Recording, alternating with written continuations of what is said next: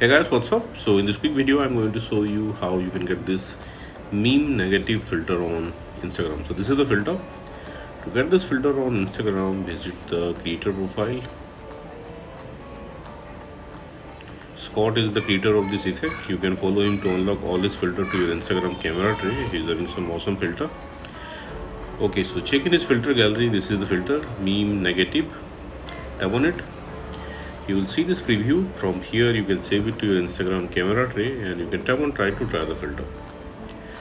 Okay, and suppose you are not getting the effect like this, then visit this website. Link to this website I will give you in the description box below. So here in this website you will see link to the filter. Just tap on the link and open it with Instagram. Okay, and likewise also you can get this effect on Instagram. So that's it guys, thanks for watching the video. See you in the next video.